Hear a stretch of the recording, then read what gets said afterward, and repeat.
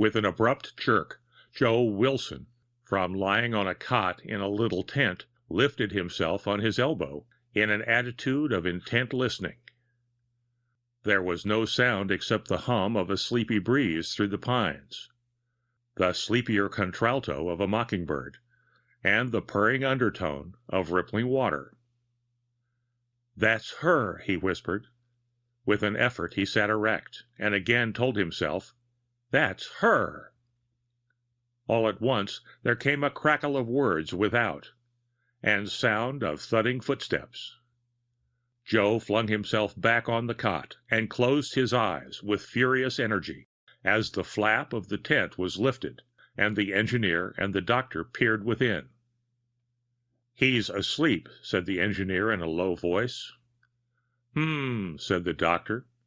He was a wizened little man with spectacles. Then he let the flap drop, and his voice came to Joe brusquely through the canvas. "Well, we'll come back. I want to talk to him. He's probably not very sick, but by God, man, we've got to keep your men from the water around here, or you'll never finish your railroad." They were walking away as he spoke, and to Joe the voice seemed to fade. "I tell you, polluted. Fever." Then they were gone, and the sound of them swallowed up by the ripples of the little creek over the rocks. With a start, Joe again was erect, his eyes furtive, glancing about the little canvas chamber. He tiptoed to the flap and lifted it a bare inch, peering out upon the receding figures of the two men as they passed beneath the water oak. With no less caution he crept to the other end of the tent and stepped through the flap into the open. For a moment he stood irresolute, his eyes closed, as if he were dizzy. "Keep away from the water, you fool," he whispered. There was no other sound of life in the woods now. The breeze had died, and the mockingbird was silent. Only the prattle of a nearby stream over its rocky bed. With a stumbling, nervous stride that was almost a run, Joe Wilson went toward the sound of the water, and at last he plunged through a thick clump of willows and stood stiff, half crouching, at the top of a bank of damp green moss that sloped steeply to the little stream with pools like black wells, still and silent. Only the silver shallows between pools rippled with life. At the foot of the bank was a shell of rock, splotched with green moss, reaching into the stream barely an inch above the water. Upon it, Joe's glance rested, as if held by a power outside himself. He drew back into the willows, his sunken eyes closed in his pale face. Then, with a sudden spring, he was over the bank and perched upon the rock.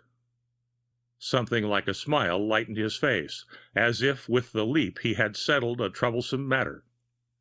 He sat down as easily and comfortably as he might, his legs doubled, his hands clasped about his knees, and stared intently at the bleak pool at his feet.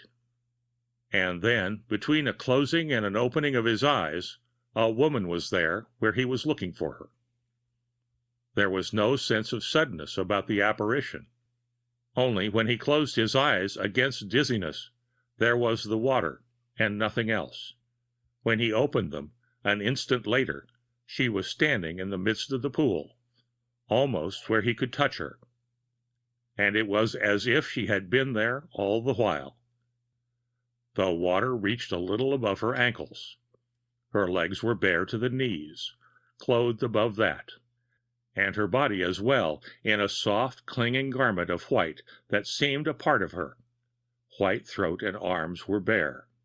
Her face was alive with a pleasant smile. Her eyes, of green and gray together, were alive and pleasant too. "You are late," she said. There was something of the stream's bright ripple in her voice. Joe Wilson could only smile in answer. Then his smile faded, and his face was scornful and somewhat stubborn.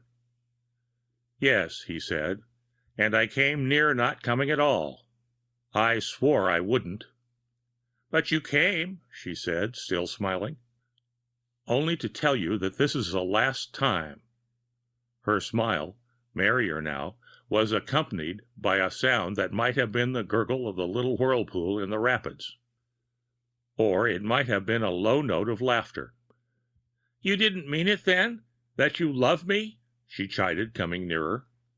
It was not by a step that she moved, or by any perceptible effort. The space between them all at once was lessened. Nothing else. Joe had lost his careless air and posture. He was on his knees, a fury in his words. I didn't mean it. You can say that. I have become less than a man. I love you so. You bring me here every day to do as you will, and I would die if I didn't come. I love you so. For you, I have broken my word to my friends back there in camp, and I don't know who you are or what you are. Again, that gentle sound that might have been the sudden swirl of water, or her laughter. Then she was nearer, and her pleasant eyes looked into his, mockery in them. You don't know who I am? She asked softly. And yet I am yours.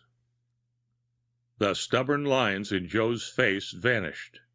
A quick throb of blood choked into a gulp the word he would have spoken, and he stretched out his arms. She was suddenly beyond his reach. Yours, she said again, and that she laughed there was no doubt this time. Joe's eyes were hungry. Joe leaned forward upon his stiffened arms and stared at her like a wistful dog. I don't know who you are, he whispered. I don't know who you are. I am whoever you want me to be, she said. I'll call you Sadie, he said. Sadie? Her lids drooped, veiling her eyes, but their narrow glimmer was keenly alive. Yes, there is a girl. Between two words, she was close before him at the edge of the rock.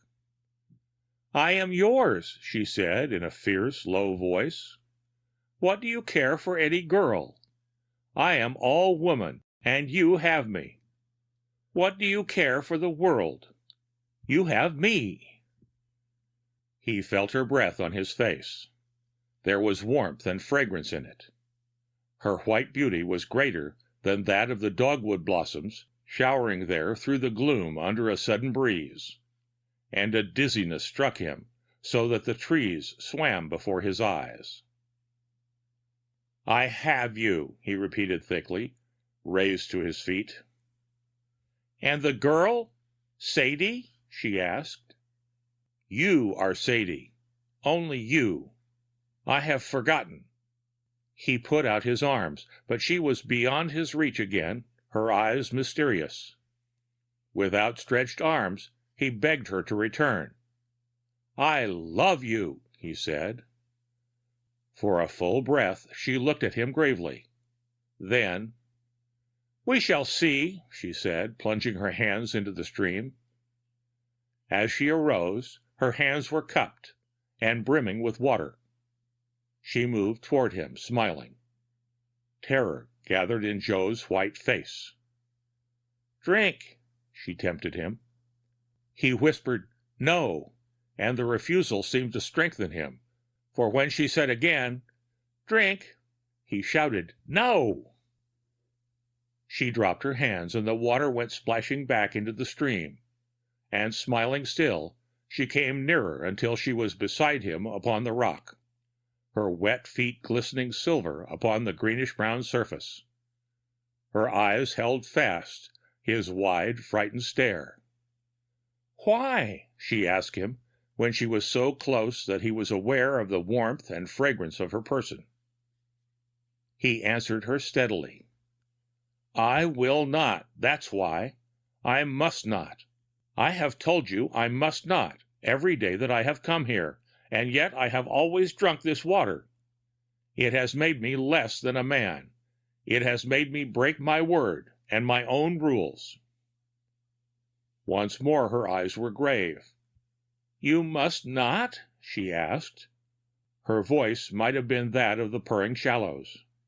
There was no escaping her gaze, and before it his eyes wavered and shifted. His shoulders drooped. "You will not?" the purring voice went on. "Not for me?